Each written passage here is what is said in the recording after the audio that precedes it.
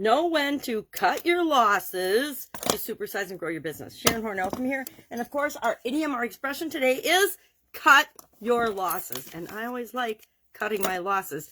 However, this is an idiom, an expression. We're doing money idioms for the month of November. And our idiom today is to cut your losses, to know when to quit, to know when to walk away, to know when to hold them, to know when to fold them, to know when to let something go. Now, this means to stop doing something that you want to prevent a bad situation from getting worse, right? If you already know that things are going in the direction you don't want them to go, how do you know when to say, stop, enough already? This expression has been around for at least 200 years. David Ricardo, an economist in the London Stock Exchange, had a quote, and I didn't write it down, but it was basically cut your losses, something else, da-da-da-da-da. I can't remember what it was, but it became very popular.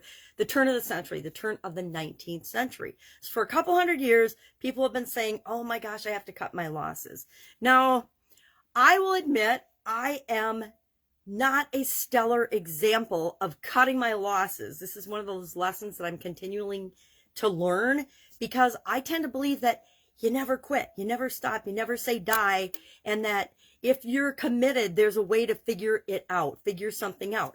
However, there are situations that require other people to be involved and as committed as you are to the situation in order for it to work. I think of my marriage. I was more committed to having my marriage work out than my ex-husband was. Thus, I have an ex-husband.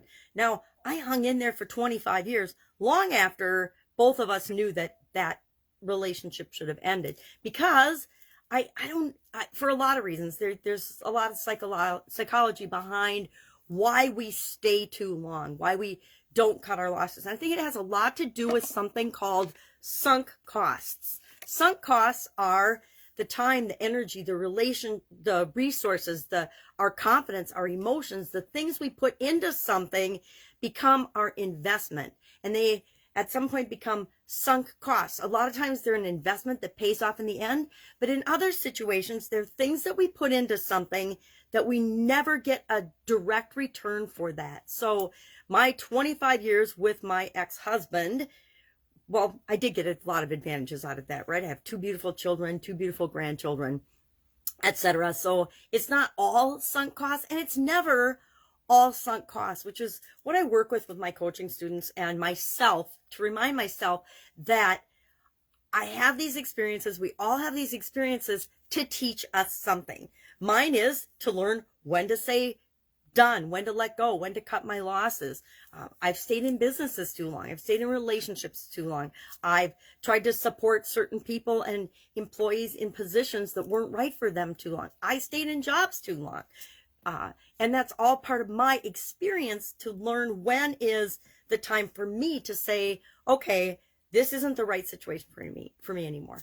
Now, we do this in a couple of ways. Number one, we need to control our emotions. Number two, we want to not chase after our losses. Certain industries and certain businesses, we're more inclined to chase after our losses than others. I think of stock investing. I think of investments. We tend in those industries to be chasing after money and trying to prevent losses and gains. And it's a tough business to be in with respect to chasing our losses and then controlling our emotions as well. We also have to remember that knowledge supports growth, and that the costs and the things that we invest in terms of time and energy and money and the losses that we experience, all of our experiences are creating who we are and who we are becoming. And that's part of growing and supersizing our business as well, is who we're becoming in the journey of growing and building and creating something that makes a difference in the world.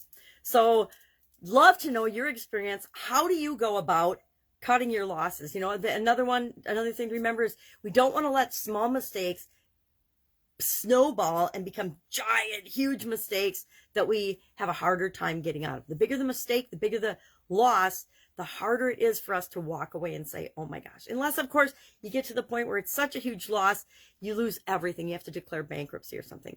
I personally have never declared bankruptcy, so I don't know what that's like, and I don't ever want to know what that's like. But I can relate to people because I've worked with a lot of people, a lot of clients, a lot of customers, a lot of people over the years in different industries where that has been a reality for them. And it's a tough situation.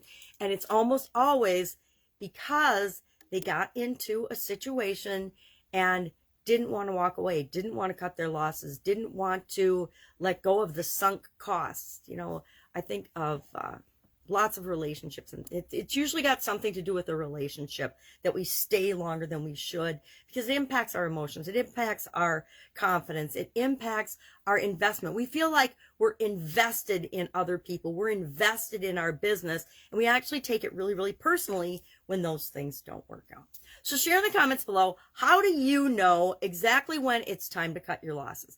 I've gotten a lot better about listening to my intuition, and when things start to feel bad and off and like they're going in the wrong direction, I stop and I really reevaluate the situation and say, here's the pluses, here's the minuses. What is actually the right thing for me to do in this situation? Is it to hold on for dear life and figure it out? Because sometimes that's the right answer, and we know intellectually and intuitively if that's the right answer for us. And other times it's, no, this is not the right road.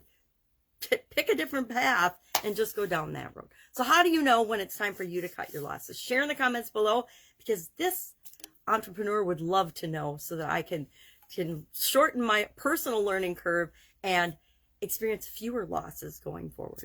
All right, have an awesome day. I will be with you tomorrow for another money idiom for the month of November. If there's an idiom with respect to money that you would like to know the origin of and how it might tie into growing and building your business, ask in the comments below. Otherwise, I'll just keep picking them for the rest of the month, and I'll, of course, be with you tomorrow.